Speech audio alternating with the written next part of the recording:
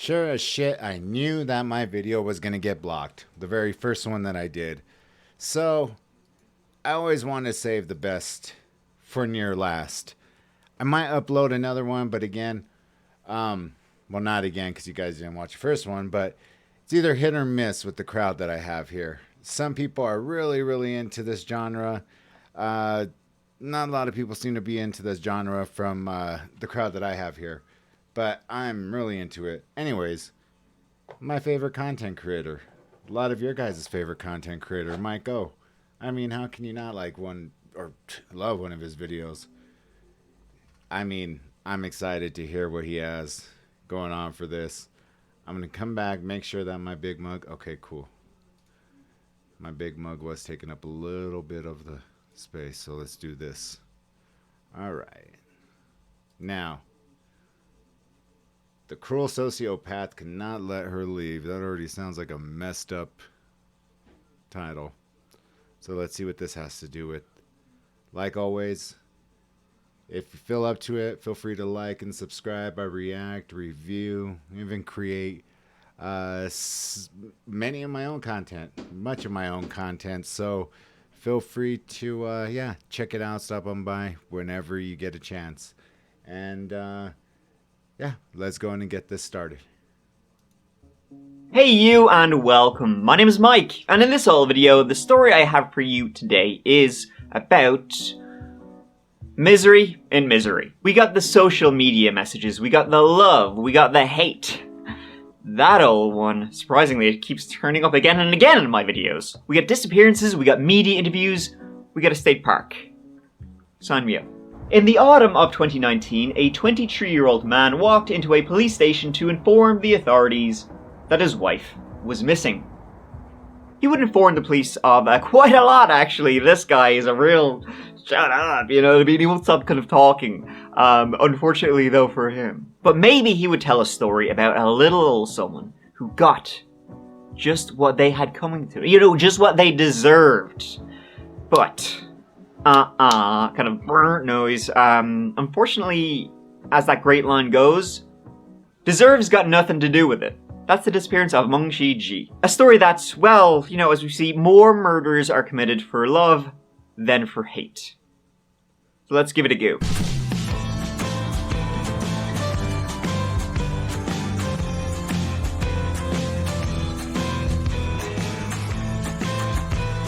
So first of all, let's set the scene, you know, get a feel for the place. Let's fill it up.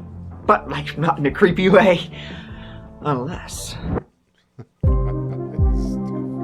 The city of Columbia lies in central Missouri, Boone County, that is. It's home to over 100,000 people and is most well known as being host to the University of Missouri. It's a college town and is described as one of the best places in the state to live. It's great for families and for young'uns, you know, looking for the discotheque to boogie, perhaps, maybe. I don't know. What do young kids do these days? They're on TikTok. You got the arts, the culture, the music, the nature. What's I don't not do like? I'm TikToks, packing my bags already. See you there. So it's home to a shitload, but it was also home to love. When, at a company called Nanova, a boy making dentures and a girl making sure he made the dentures... Okay, stop on that. Stop mentioning the dentures. Love here is quickly dissipating. They locked eyes, they pointed at each other, and they raised eyebrows. The rest, it's history. History I will now tell you about, but first, let me say this. On the 10th of October 2019, Joseph Elledge reported his wife, Meng Shiji, missing at approximately 5:45 p.m.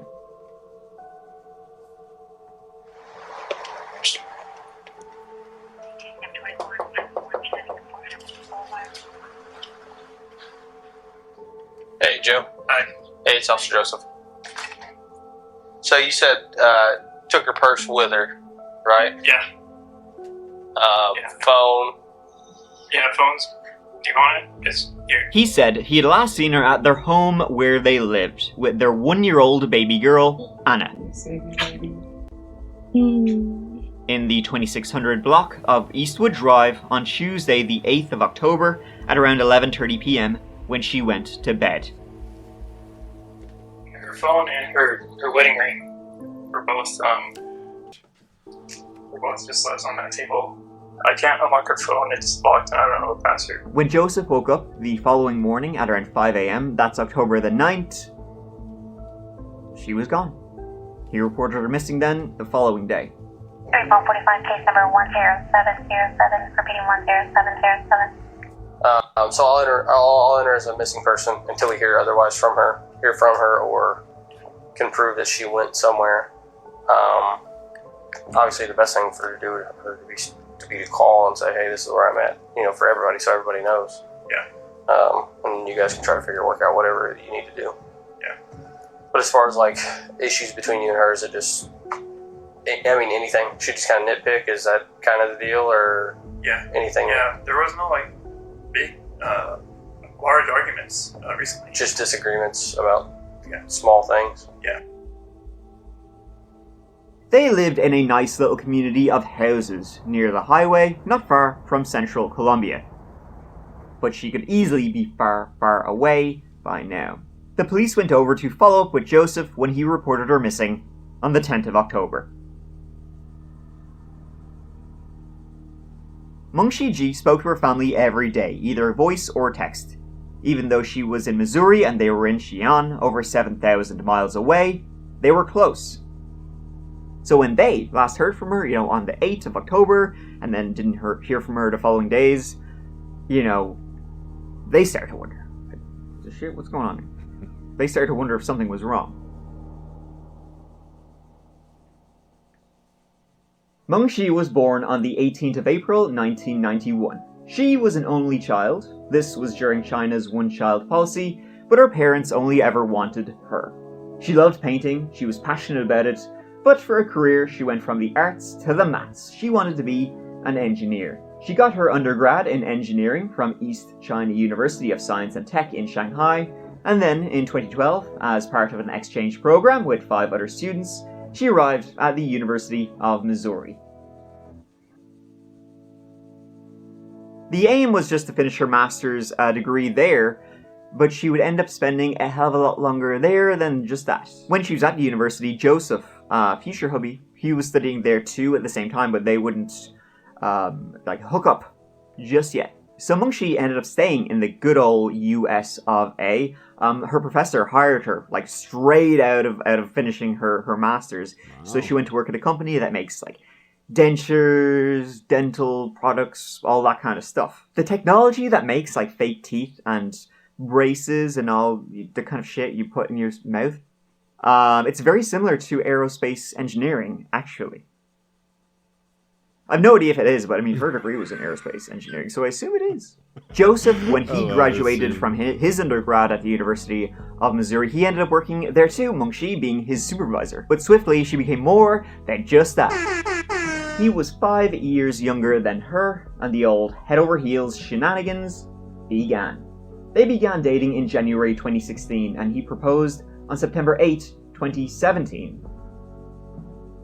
They married 2 weeks later, if you can believe that. He proposed within 2 weeks. Bump, bump, bump. That's the wedding song, right? There was no messing around. With them, they were just, And by what that means is she needed a visa, so they had to get married right quick. The next year, they would have a daughter, after which Meng Shi became a stay-at-home mom. Then, she disappeared in October 2019. Joe said that on the night of the 8th of October, the last time she was seen, he approached her, maybe looking for a little some.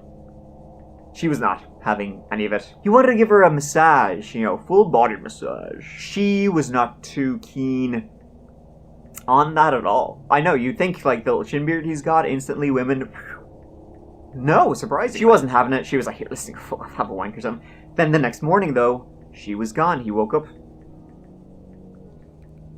She left behind her car keys, so even though they lived beside a highway, no dice, she left behind her phone, her wallet, and her daughter. That was what was strangest of all. Meng Shi only had eyes for her baby girl.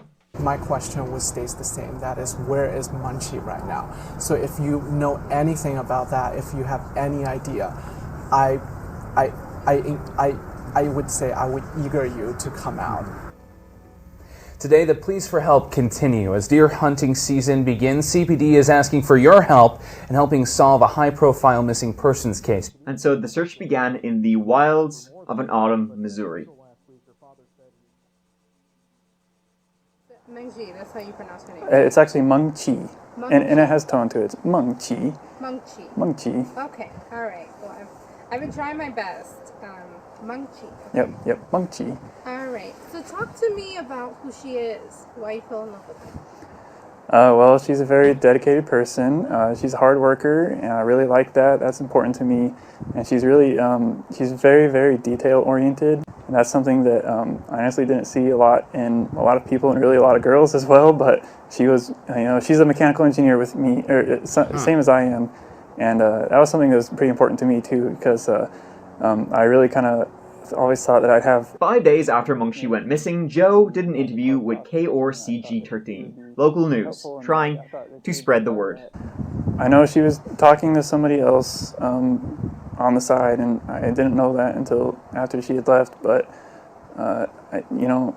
whatever she's doing, I just hope she's safe, and I really hope that she can, find herself and come back to me and Anna, and we can just have a big long talk, and that's all we need.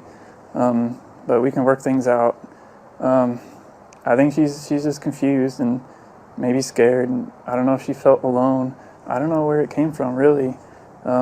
She kind of started being distant at the beginning of the summer. I'd give her kisses and I'd give her hugs, and she wouldn't kiss me back, and she wouldn't hug me back, and she didn't want to hold my hand and stuff. But I don't know why she didn't want to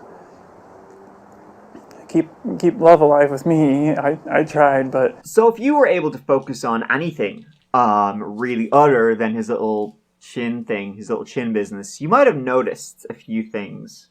The marriage wasn't going great, and she also was speaking to someone else. It turned out that Meng Chi had been having kind of a flirtatious, sexual online relationship with a man back in China, and maybe that was on the road to becoming more. And Joe and Meng Chi were not getting on terribly well. This was documented by a series of recordings both Joe and Meng Chi made. They were recording each other. They were recording the disintegration of their own marriage. Talk too much. You need to know. You don't listen enough. You need to know when to listen. Right now what's happening is just more of what I don't want. Communication.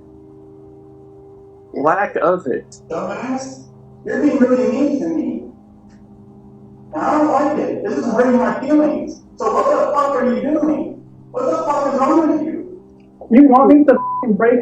You want me to hurt somebody? I want to divorce you. Okay? I want that to happen during this semester. I want it to happen soon. Sooner better. Okay? I'm not sure why he recorded anything, because Kermit the Frog over here does not come out of it looking particularly well. There have been incidents, like after Meng Chi gave birth, her parents came over from China to spend some time with, their daughter, who obviously was, delicate after just giving birth, and also with their granddaughter. That pissed the shit out of Joe. He was like, here, listen, I can't be having this now. He wanted them Audi 5000, and he began to take it out on his own wife. Meng Chi was also trapped in the marriage, away from her family and her friends and everything else, trapped in this place in the middle of Missouri. And she, because of her visa issues, she couldn't leave. And Joseph knew that, and he would regularly threaten her with it, as in, behave or else, ICE is coming. You'll probably get deported, and it's mine. So I don't know. Are you gonna play nice? Are you gonna try and play good? Obviously, I'm not going to represent you to stay in America anymore. But Anna's not leaving America. I can't tell you that. So, had she finally had enough and ran away from this moribund marriage? Well, the police checked. She hadn't gotten on a plane. She hadn't taken a taxi or an Uber or anything like that. She had just gone. You find all those stories about men and or women, their spouse killed them, whatever, because you want to try and live peacefully with me. You want me to hurt somebody? You know what? Next time you dig a hole, I'm just gonna let you jump in, and I'm gonna bury the dirt over years. I'll be back with you just right there. I'll be back with you in just a moment, okay? Yes. It was on the 15th of October that he told them all this. The fights, the massage the night before. And that she had last told him she had to be somewhere in the morning. The morning he woke and she was gone. During that time, she had told me that she had to get up early in the morning to go somewhere, and I asked her where she's going, who she's meeting, and I asked her about 3 times who is she meeting, and her answer was just quote me. So she wouldn't tell me who she was meeting or where she was going, what she was doing. And then later in the night, about 5 a.m., is when I woke up to Anna crying. I put my hand over there, and she wasn't there. So I went out of the room, and I searched the rest of the apartment for Munchie, and I didn't see her anywhere. He told them that he had found her journal and discovered the emotional affair, if you want to call it that. I do. The one thing about Joe's story was kind of stranger than the rest. After Munchie's parents hadn't heard from her for like a day, they sent a friend who lived nearby over to the Elledge house to check on Joe and her and the baby. And it was only when the friend rocked up that Joe was like, oh yeah, she's missing.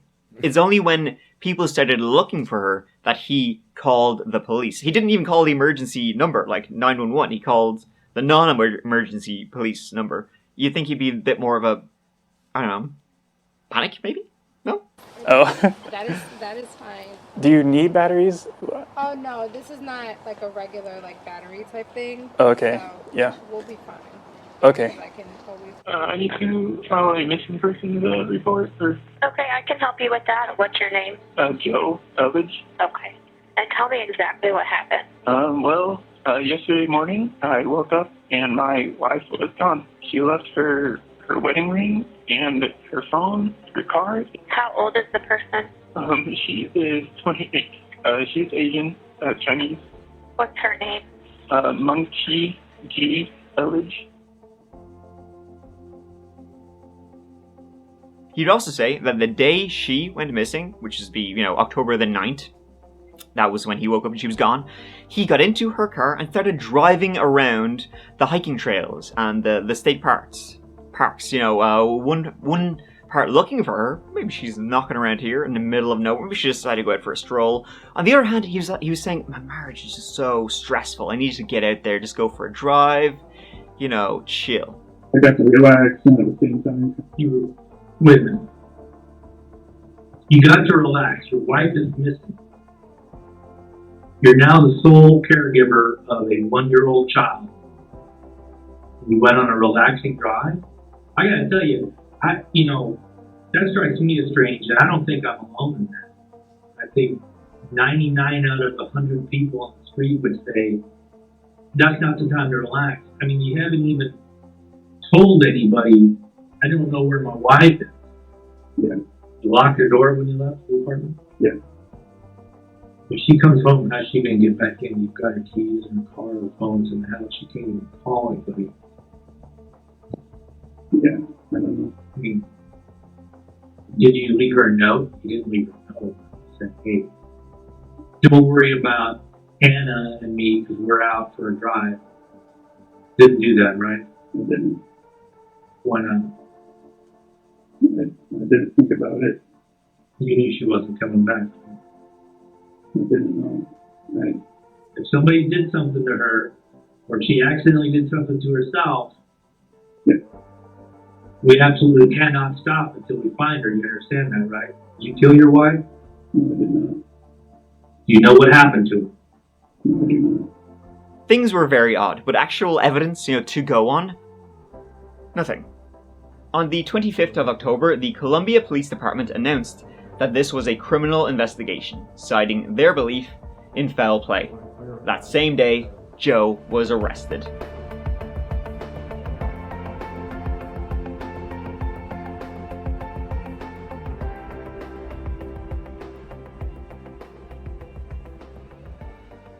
Not for anything to do with his wife's disappearance, however. No, nothing to do with that.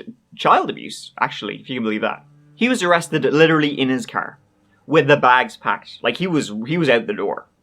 Mengxi's mother had told the police he was abusing the daughter, that she had bruises, and Mengxi herself had spoken about it a few times, about what he had done.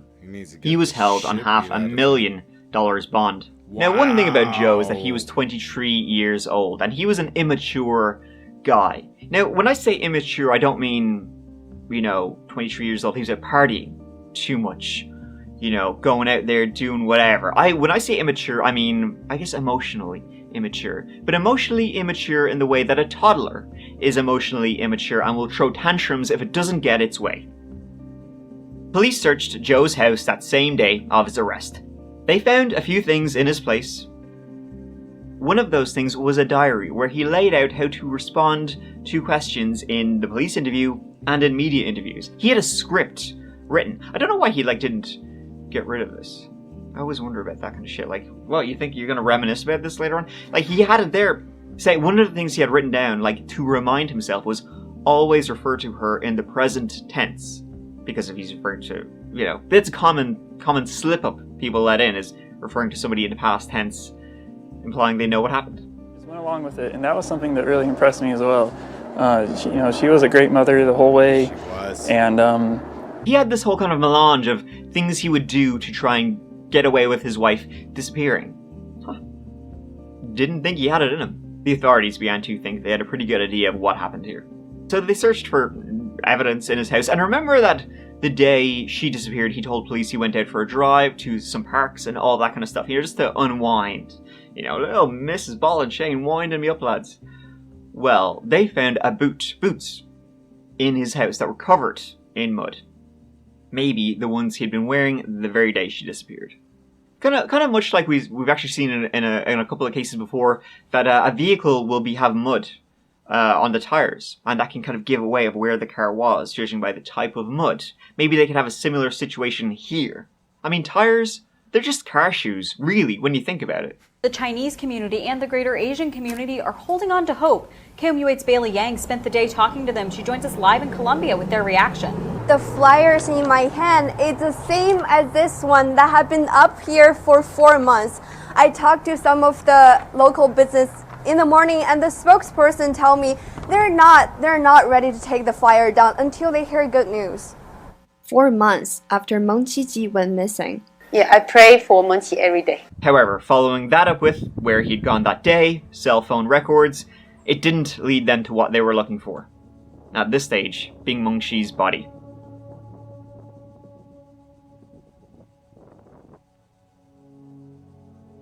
Today marks 1 year since missing Colombia woman Meng Qiji was last seen alive. A spokesman with the Columbia Police Department told us there were no updates about when the search would resume at the Lamine River. He said. However, even without a body, Joe Elledge was charged, while in prison on child abuse charges, with first-degree murder. Hard to prove, though, without a body which, over a year later, they still hadn't found. That is, until a hiker in Rock Bridge Memorial State Park came along and noticed some bright colours among the snowy grey spring foliage. In March 2021, skeletal remains were found. The park was only 15 minutes south of their home. Breaking news on ABC 17 News at 6. Human remains found south of Columbia and police conference scheduled tonight are connected. We told you on ABC 17 News at 5 that human remains were discovered earlier today at Rockbridge Memorial State Park. Completely random, but she had been found, finally, after like a year and a half. Her family had already gone back to China. They'd given up on trying to find what happened to Mengxi.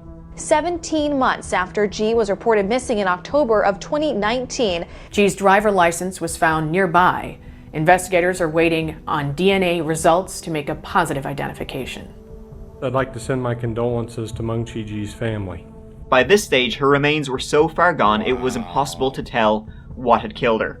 But 4 ribs that were found were completely broke, snapped. So whatever he likely did to her, it had been violent, and it had been painful.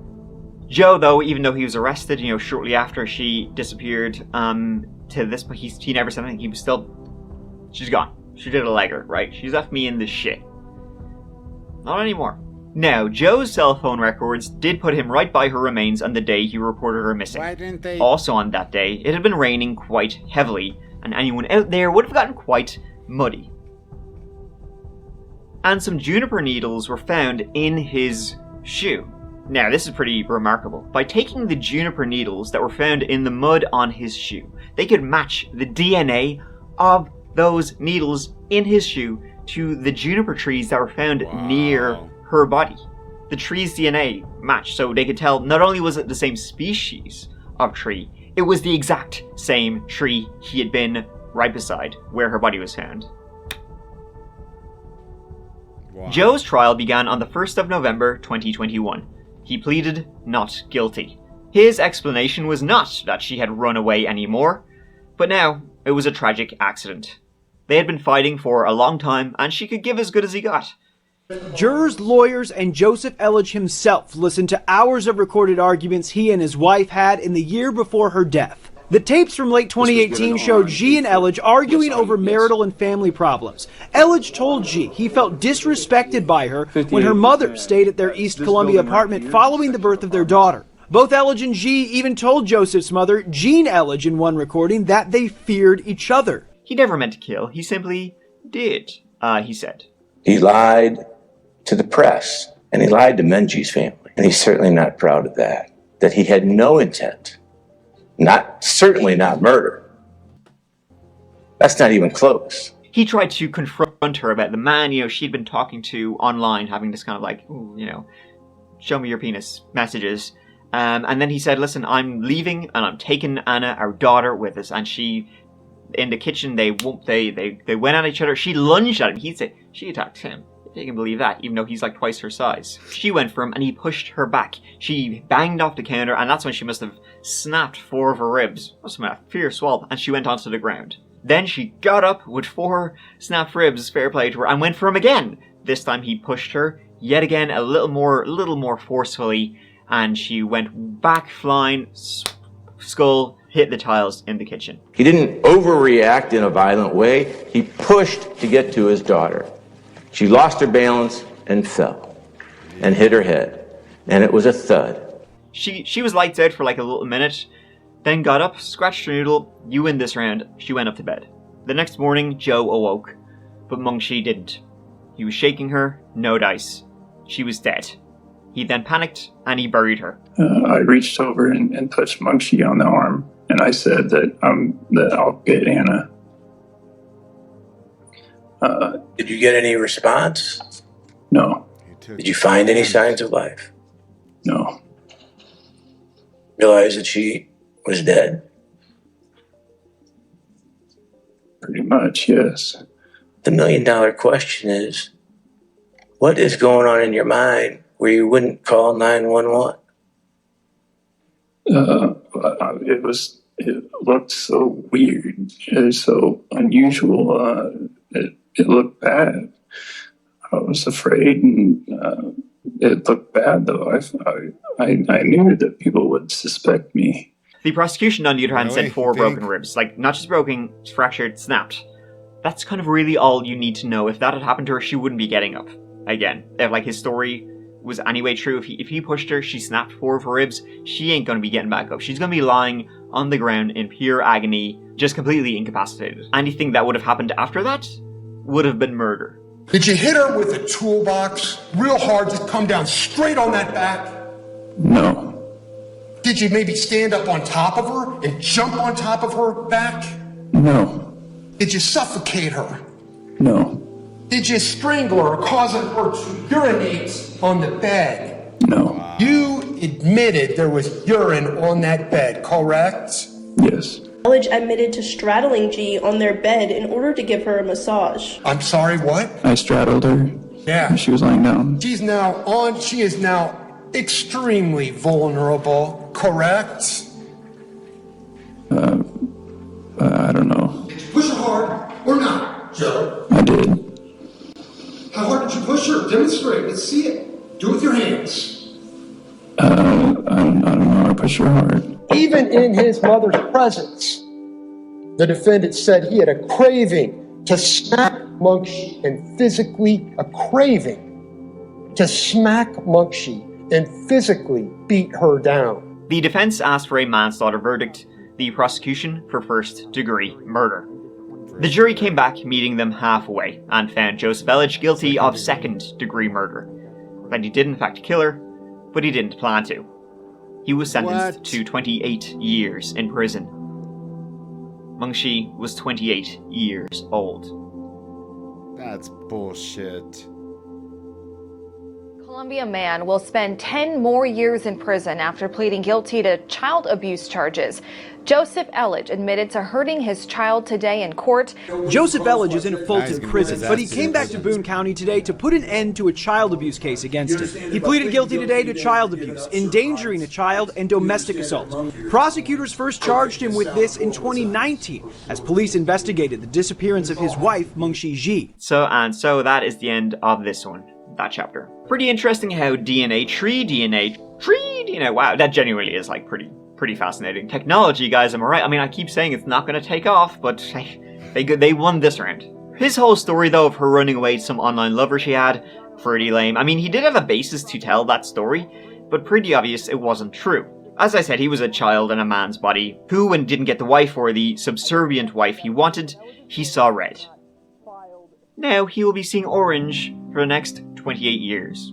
But now, let's leave it there. Thank you so much for watching. I really do appreciate you being here with me. I will see you next week in the next old video. But until then, please do look after each other, look after yourselves, because I love you. Mike out. Wow, that is sickening. That is extremely sickening. You know, I did speak a lot about, my personal marriage, and yeah, for those of you who aren't interested, I don't blame you, but I'm just kind of like connecting the dots to how,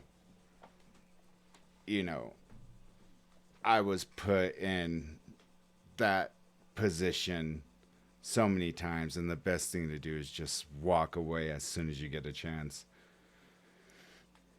I always regret that I had such a beautiful little angel with this woman, but I would never, ever, ever regret having my daughter, our daughter.